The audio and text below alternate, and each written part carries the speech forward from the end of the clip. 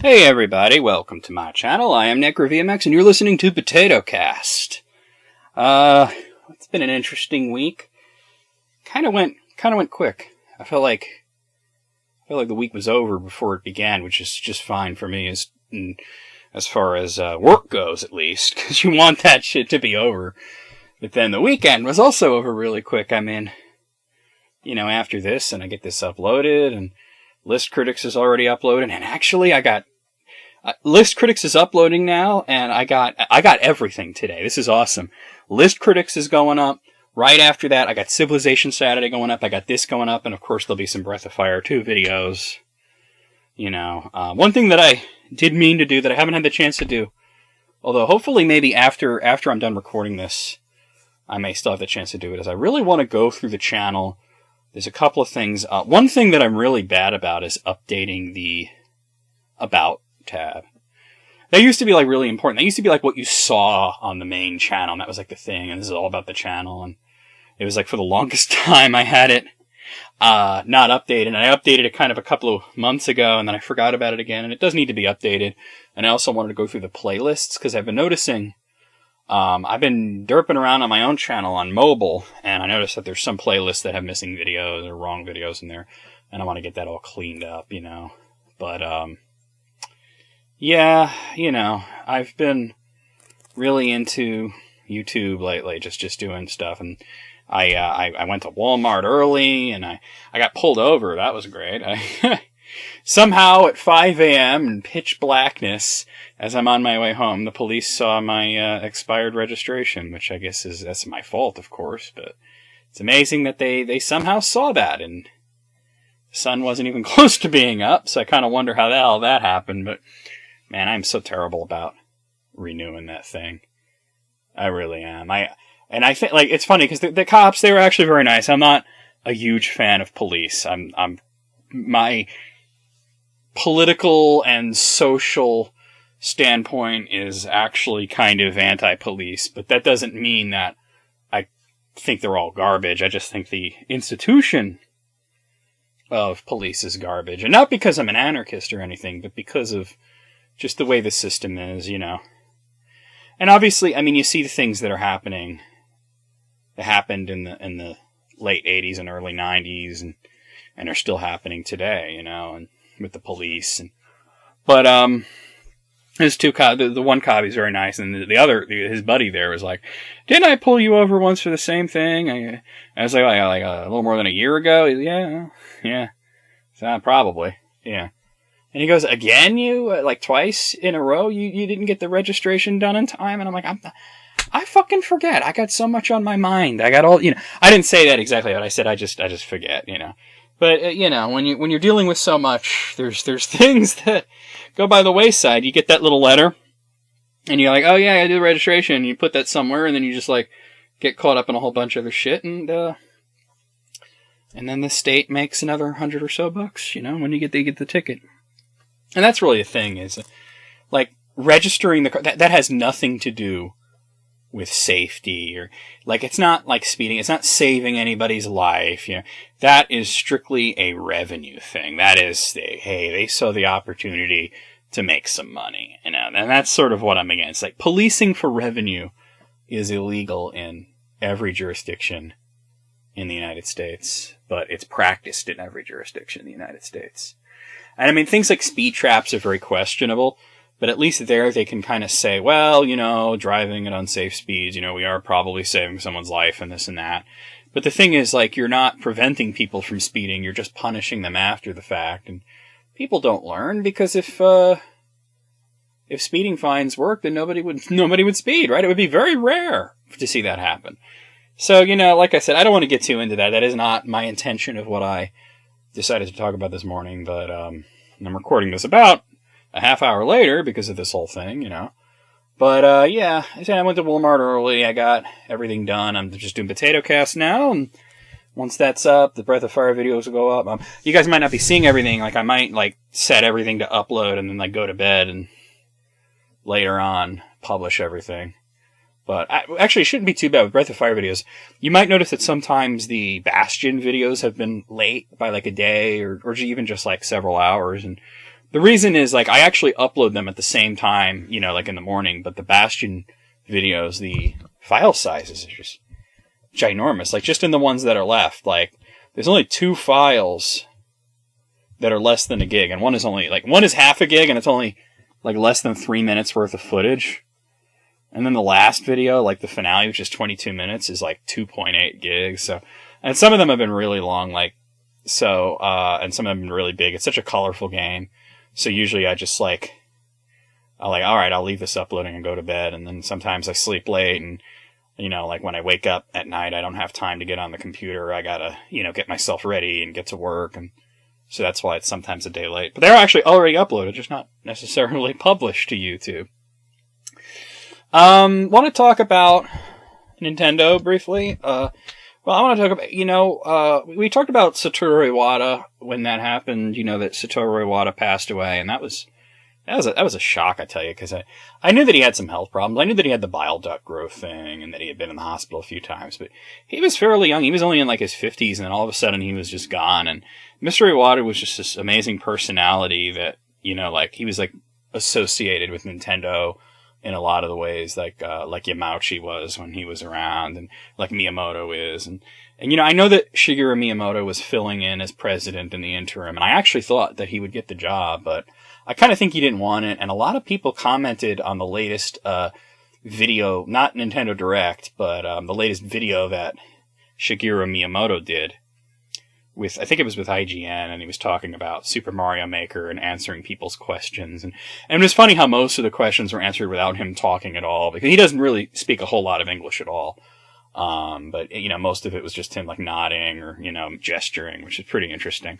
But a lot of people that I know, said that he looked old in that video. And I said, well, Miyamoto is old. He's nearly 70 years old, I believe, you know, and yeah, like, sometimes Japanese guys don't necessarily look as old as they are. I mean, look at George Takei, but they were saying that, yeah, but he looks like he's aged. And I said, well, he's been president of the company, and being president of a company, believe me, I know, because I am president of a company. It's a small company, but being president of a company is, stressful. You know, it takes something out of you, and especially, and I would imagine a large company like Nintendo, it's almost like, it's like running a small nation, you know? So I think that's the reason he didn't want to do it, you know? Like, I hate to say it, but it's got to be a reason that Mr. Iwata died so young, so to speak. I mean, despite these health problems, it doesn't seem like something that should have killed him at that age and, like, so suddenly like that. And especially when it was something that he was aware of and had been worked on. But, you know, stress can be a huge factor in our lives. And stress itself is not necessarily bad, but a lot of the way we deal with stress can be negative or positive. And in Japanese culture, they work themselves to death. They really do. The Japanese businessmen, the traditional salarymen, they work themselves hard, and, you know, it ages them. It affects them, you know. So, you know, there's that. But Nintendo recently announced who the new president of Nintendo is, and, it's really interesting. It's Mr. Tatsumi Kimishima. And he was president of the Pokemon Company. And he was also, at one point, president of Nintendo of America. And if you think about it, this is a really, really smart move for Nintendo. Because this guy, he may not have the verve, the personality of like a Miyamoto or an Iwata or Yamauchi or Sakurai or any of these guys that have been around for so long. And I didn't think that Sakurai would take the job either, because he's a guy that looks 15 years younger than he is, and I think that he's a guy that, like, some of these guys, you can tell their passion, like Keiji Inafune looks amazing for his age, and he's over working on Mighty Number 9, and he's like a kid in a candy store, you know? But anyway, you know, Tatsumi Kimishima has been this behind-the-scenes guy. I mean, the Pokemon Company is, like, probably Nintendo's most successful subsidiary. Their second most successful subsidiary is probably Nintendo of America. So this guy knows what he's doing. This guy apparently had a lot to do with the Wii, which was a huge success point for them. That put Nintendo back on top. And what put them not on top anymore, the Wii U, he apparently warned them about that. He said he didn't think that putting out a console that was so similar to the Wii was such a smart idea, and he was right, you know. Not that the Wii U is a terrible console, it's a great console, but financially it hasn't done so great. It hasn't gotten the support that it needs, and isn't viewed the same. And the thing is, like, the Wii wasn't viewed as a hardcore gaming console. It was successful though. But you can't capture lightning in a bottle and then do it the same way twice in a row. It doesn't work like that. I mean, the Super Nintendo was lightning in a bottle. That was usually successful. And then Nintendo was like, we're going to stick with cartridges. Everybody else was going to CDs. They're going to stick with cartridges. The Nintendo 64, not as successful. Although, I've been thinking on that lately, and I think that I don't really blame them for that. In hindsight, it's all like, well, they really should have gone with CDs.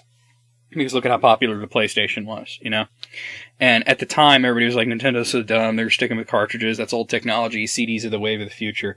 But I thought about it from Nintendo's perspective, and I thought, everybody was saying CDs are the wave of the future, and there was a lot of evidence pointing towards that being bullshit at the time, because, like, what were the CD consoles that came out that were successful? None of them. The PlayStation proved that CD consoles could be successful. The Saturn wasn't successful.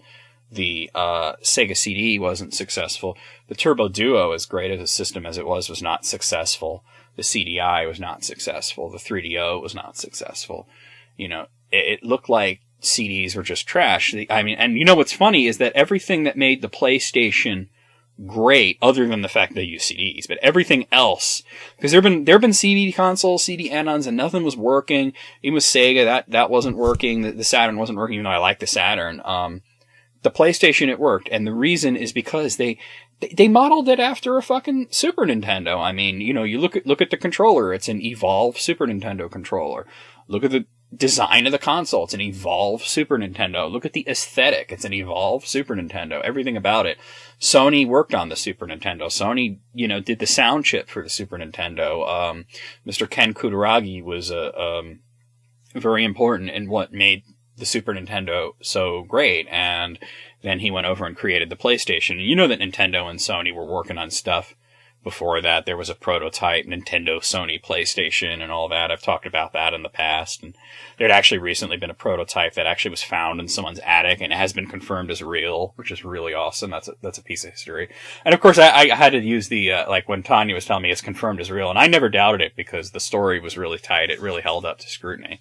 But I had to, of course, do the Indiana Jones thing and say it belongs in a museum, But, I gotta say, though, like, everything that made the PlayStation great was owed to Nintendo, just like everything that made the NES great was owed to, like, not doing what Atari did. And, like, these companies, they help each other, and the Xbox is a thing because of the Dreamcast. The Dreamcast paved the way for the Xbox. These things, like, a lot of people don't think about these things, but it is these companies, they're in friendly competition with each other. They're very interested in what they're doing, what each other's doing. Sega paved the way for Microsoft, because Microsoft worked with Sega. Microsoft was a huge part of the Dreamcast. So, Mr. Kimishima here, president of Nintendo now, I think he's going to do great. I think this guy's really intelligent. I've been looking into everything about him, and I think he's really going to be very smart about their next few moves. I mean, the 3DS was smart, but not at first. Like, it was too much money, and when they dropped the price, all of a sudden the thing was printing money, and that kept them, really afloat during, the troublesome, Wii U era that's still going on. And yeah, like Mario Kart 8 was a huge game and sold a lot of Wii U's, and now Super Mario Maker is fucking huge, and everybody's. But the thing is, like, it's not in direct competition.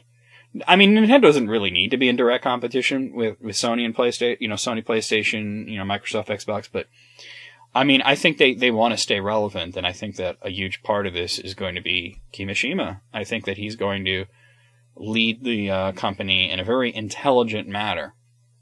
So yeah. And he stated that Iwata did not leave any sort of special instructions on how the company was to be run. Of course, Satoru Iwata died kind of suddenly. I don't think anybody thought he was going to die. He certainly probably didn't think he was dying. So, yeah, so that's interesting that happened. And a lot of people thought that Miyamoto might take the job, or that he might just, be kind of appointed and, he would have to. But that's good, because Miyamoto is, he's a different kind of creature. He's a guy who works really well as a producer and a director, and and working directly with developers, not necessarily working directly with stockbrokers and board members. So that's interesting. And like I said, Pokemon is like the most popular thing they have. Well, maybe not the most Mario's the most popular thing, but Pokemon's probably the most profitable thing they have right now. And Nintendo of America has always done really well. So I think that this is a good move for them.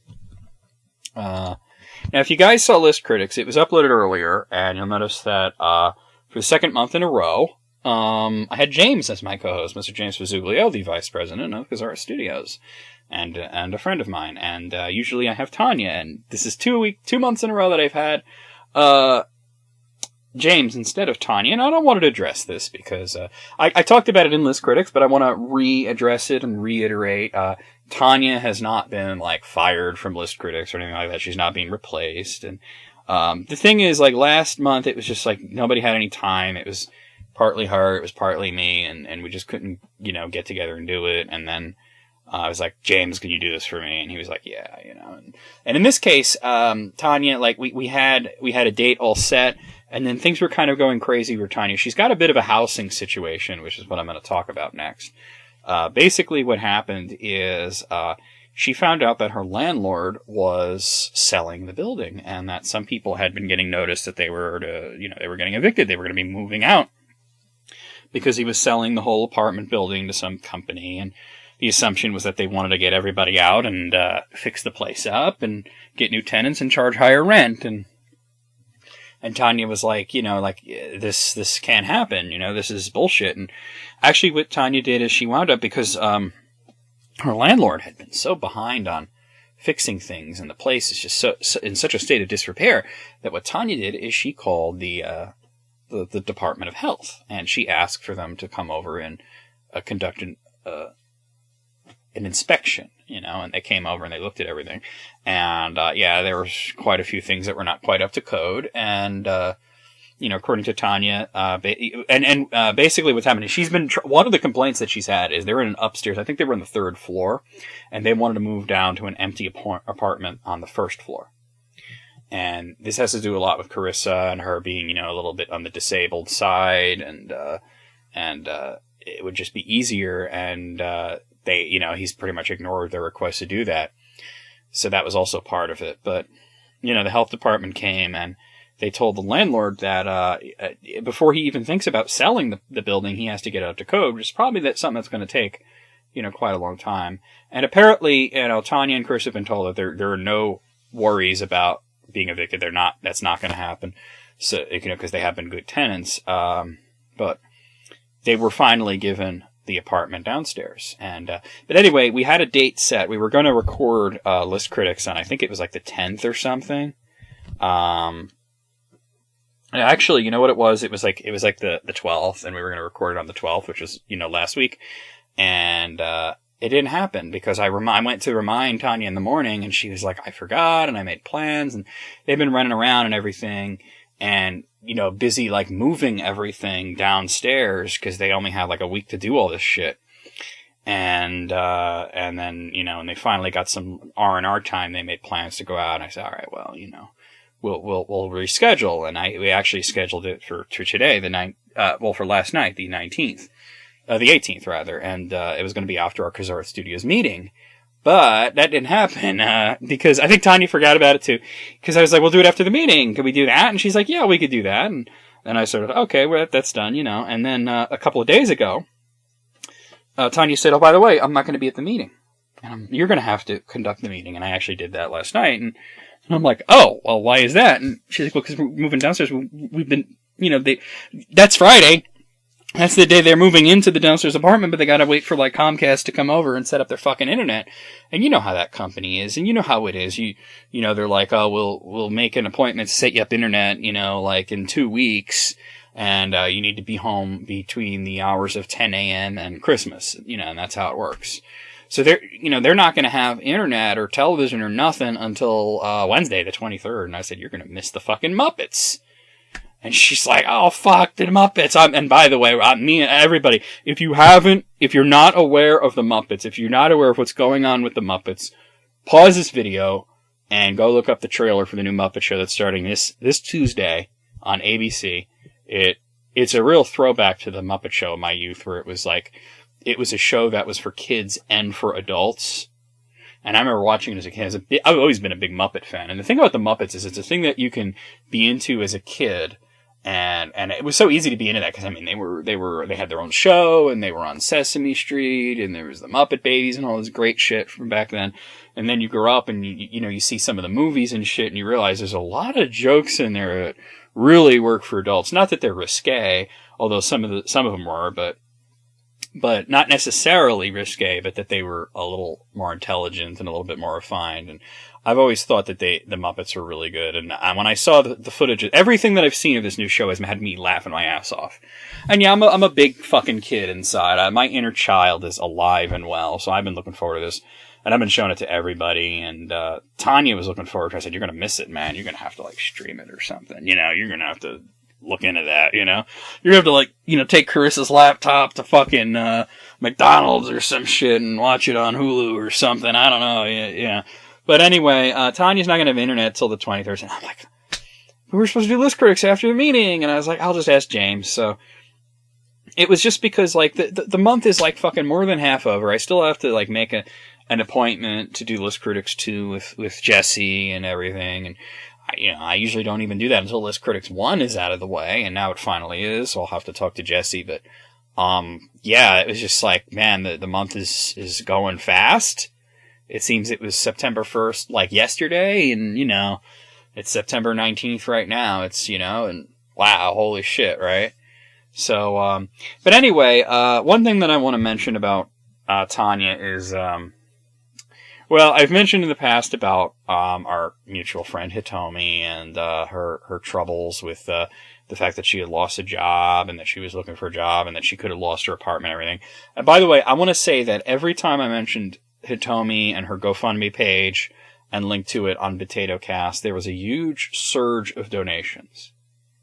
And Hitomi is just eternally grateful to everybody that has donated even a little bit. And some of you donated quite a lot. There's one guy, I think his name is Brian Edwards, that has given quite a lot of money to Hitomi. And he's a perfect stranger. He was just basically, he even said, I did it because, Necro asked, and I explained the situation. I do want to bring you guys attention to another GoFundMe, and this is not going to be an ongoing one. This is not Hitomi. This is actually Tanya, and it has to do with her moving costs. The thing about, Casara Studios and everything is that we get paid by our digital distributors monthly, and this came at a bad time because the payments for last month were, they came in on the 1st of September, and they were spent, pretty quickly on bills, on payroll, and getting all the employees paid and everything, on upkeep of equipment, computer stuff and whatnot, and it's all spent, and now they're, and Tanya and Carissa always do this. They always go through their money really quickly, and then they're very good at budgeting and surviving the whole rest of the month with no money. But this moving thing has put a damper on that. And so Tanya has actually set up a GoFundMe, and I think it's because I suggested it to her at one point, and because it's worked, for Hitomi, for her moving costs. And the goal is only $200, and it's not going to be an ongoing thing. So I'm not asking, go and donate $200. But if I'm going to put the link in the description, if you guys want to help Tanya out, just help her out with moving costs just for this month. It's not going to be an ongoing thing, and it's not Hitomi's where it's been every month, and the current goal for Hitomi is to hit where she's at 1,700, and and all that money has gone, that everybody has donated to Hitomi has gone directly to rent, and food, rent and food, and she really nothing else is going on. She hasn't been able to do anything else other than eat and live in her apartment, and that kind of sucks. But when you put yourself, she's been looking for a job too, but she also was dragged off to California at one point to visit a sick relative. And that person's okay.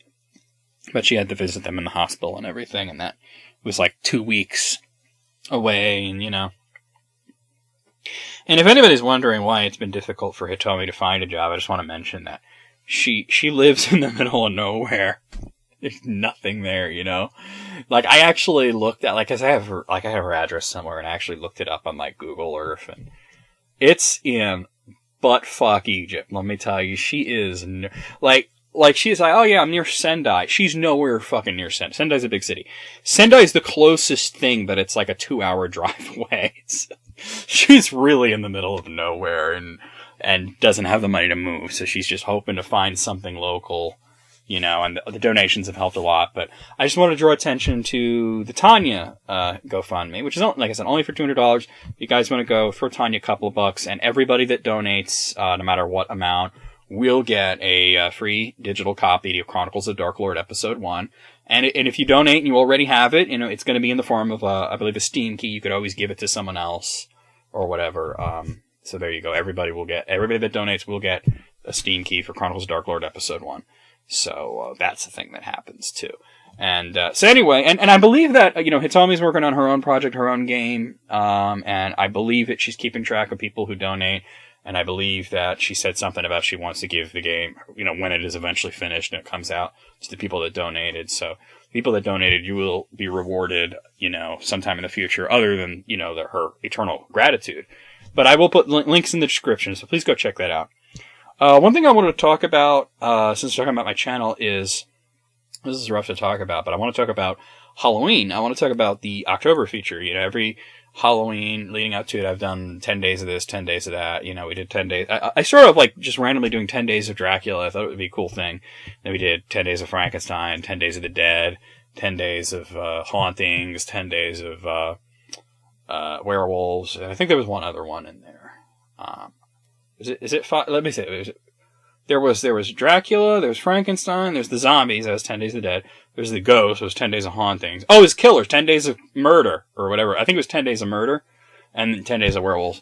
And, I have, you know, a little behind on this, guys. I want to admit, you know. It's supposed to start in less than a month, and I've barely done it. I've, like, watched one of the movies, and I just, it's rough. I'm working, it's called 10 Days of Satan this year, and I'm really hoping to have this out on time. I really gotta make time for that. It's just been with everything that's been going on, especially with Kazarth and everything. I haven't really had that much opportunity to do it. And part of the reason, and this sucks to talk about. I didn't even want to mention this because I'm still pissed off about this. But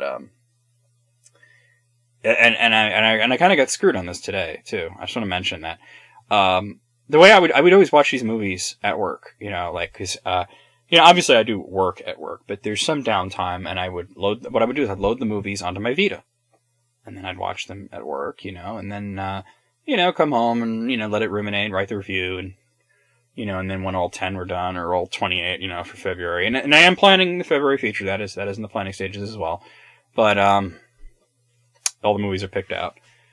The Vita, my Vita's, I think it might be dead. And that kind of sucks, but I haven't played in a while since I finished Binding of Isaac Rebirth, and oh god, I've been looking forward to Afterbirth, Binding of Isaac Afterbirth, the big expansion. And this kills me because it's coming out on Devil's Night. It's coming out the day before Halloween, and yeah, I can get it on PC, but I want to play on Vita because that's where all my completion marks are. That's where I have like hundreds and hundreds of hours into Binding of Isaac, but.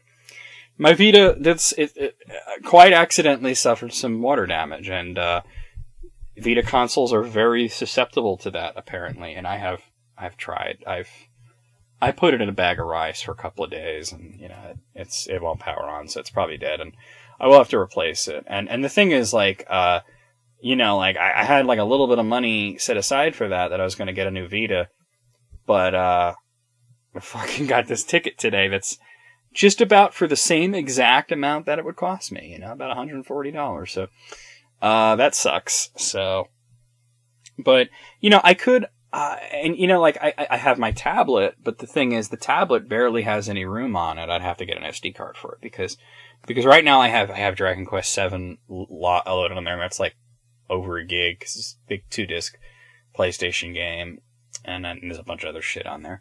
But, and then there's my phone. I guess I could put it on my phone.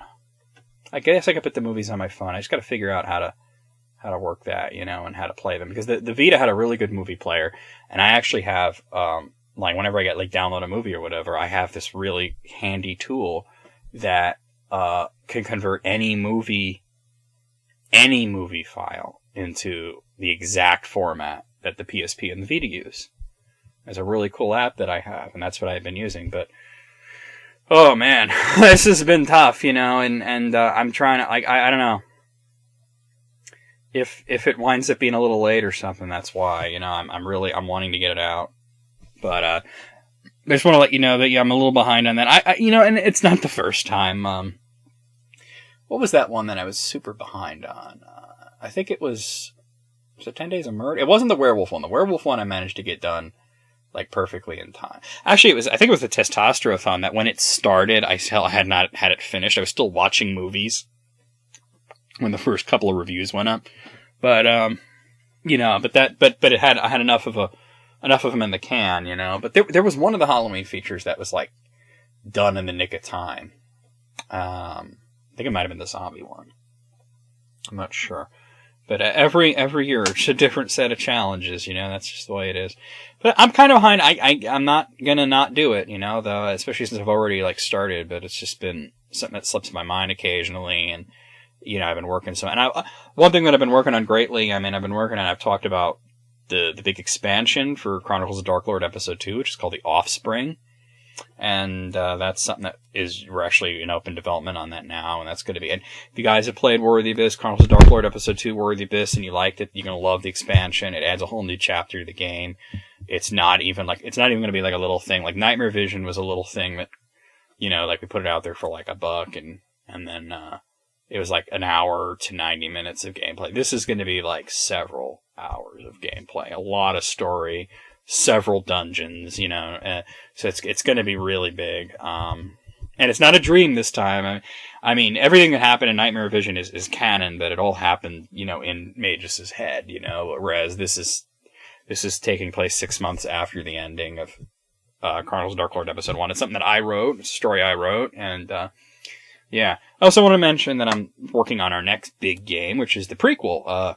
You know, it's called Shenandoah Zero Chronicle. It's basically Episode 0. It's not about Magus. It's about, if you guys played Episode 1 in the beginning, it talked about the ancient land of Shenandoah and a great calamity and all that. And there's been a lot of hints as to people and events that happened back then, and it's going to be explored. And I've been writing it, the script for it. So that's going to be a big thing. And you know, usually Tanya writes all of our games, but she wants other people to work on things too. And she wrote Episode 1, she wrote Episode 2, you know, I wrote Nightmare Vision for, you know, the DLC for Episode 1. But this one, I don't even want to call it DLC, I'll call it an expansion because it's much bigger, you know.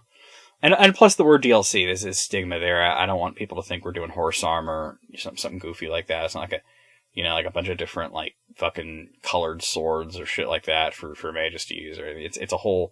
It's not just even story DLC, it's a whole expansion. Don't think of it as horse armor, think of it as like Shivering Isles, you know, or Dragonborn or whatever. So, you know, and using like, you know, like Skyrim as an example, like Hearthfire was DLC, but Dragonborn and Dawnguard were expansions, you know, especially Dragonborn because it added a whole like huge chunk of map to it, you know. But yeah, that's pretty much all I wanted to talk about this week. I want, you know, like I said, I want to talk about Nintendo a bit. Did I want to talk about Capcom? Not again. I'm pissed off at them still. Capcom, Konami. Oh, you know what? SNK is worried about these guys here. SNK have been having difficulties making any kind of profit. I mean, SNK, honestly, the original, like, SNK went out of business a long time ago, and, most of the people that worked at SNK went over to another company called Playmore, which eventually rebranded themselves as SNK Playmore. But a while back, SNK Playmore, which was struggling financially, not making really any money, was absorbed by another company, and not another Japanese company. And this is kind of crazy, because I was under the impression that there was a law in Japan that Japanese businesses could not be bought out by foreign interests. That's what I thought. I had read that many times. But I don't know, maybe Playmore wasn't necessarily Japanese. You know what? I'm gonna look into that actually right now. Hold on a second. Because they were bought by a Chinese company recently who focuses on like pachinko and mobile games and all that kind of bullshit. Well, SNK Playmore's, you know, their headquarters are in Osaka, but I don't know, man. I don't know how it happened that they were bought out by a Chinese company. I really don't know. But Playmore, they bought SNK, and then this other company bought SNK Playmore. They're called Leo Technologies Holdings. And they're in Hong Kong, and they acquired 81.25% ownership of SNK Playmore for something like over $60 million. $63.5 million. I just saw it there. And they gain rights to all of their IPs, and they said, we're going to do it like what Marvel's doing with, games and comics and film and television and everything. But I saw a couple of days ago the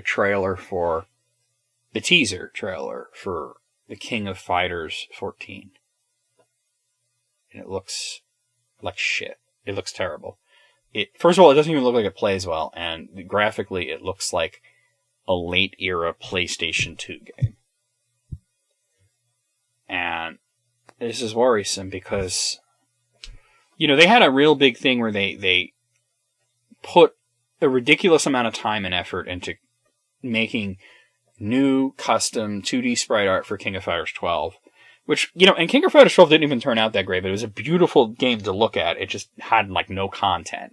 It was a dream match game, so there's no story, and there's nothing to online. There's no reason to play it except playing it online, and these King of Fighters games don't have great netcode, so. But they just made these amazing sprites, and, for King of Fighters 12, and I know they put so many man hours into it, and this is a huge part of why they had to release so many mobile shitty fucking games and pachinko machines and all this shit. Was to make enough money to work on these things, and then they put out King of Fighters 13, which is a great game, and it used a lot of the same assets as 12, and it actually had a story, and it was almost like they released it as an apology. Like, you guys that bought 12, we thank you, and here's the good version, But, and now 14, it's like they've thrown that all away, and they could still use, a lot of those graphics, too. They just, upscale it to HD. I mean, it would look great on PlayStation 4, but King of Fighters 14 for PlayStation 4 looks like another Maximum Impact game, and I don't know. I'm a little worried about them. After I saw that, I'm just like, and yeah, a lot of people are saying, well, maybe it's early and they're going to polish it, and the graphics are, beta, alpha kind of graphics and whatnot. But here's the thing: this is everybody's first look at it. First impressions are usually important with video games, and part of the problem with this is, if you look at the initial trailer for King of Fighters 13 and what it looked like, it very similar to what we got in the end, and it looked amazing. And this is our first look at 14, and it looks like poop. So I'm a little concerned about what's going on over at SNK Playmore now that they're owned by this Chinese mobile company. I mean, honestly, it looks like a mobile. It doesn't look that. If they want to talk about Marvel, it doesn't look that different from that shitty Marvel Contest of Champions games. Which, as far as mobile fighting games, is probably one of the better ones. But when you're talking about a fighting game for PlayStation 4, you don't want it to look like a mobile game. You don't want that. So, But that's really all I want to talk about. Don't have anything else to say. Leave me some comments, guys. I love getting them. I love answering them. Leave me some comments. Let me know what you think. A couple of you guys answered the whole 9/11 questions last week, and that was cool. I know I realized that was a really more of a somber thing, but now I'm talking about video games and shit. Come on, guys. Leave me some fucking comments. The videos are getting views. We want comments, though. We want engagement. That's the whole point of POTATOCAST. I don't want to be talking to myself. I'll see you guys later. Keep an eye out for more videos coming out today. We got Breath of Fire, 2 videos coming out, and already, by the time you see this, you should have already seen List Critics is up, and Civilization Saturday. So I'll see you guys hopefully next week.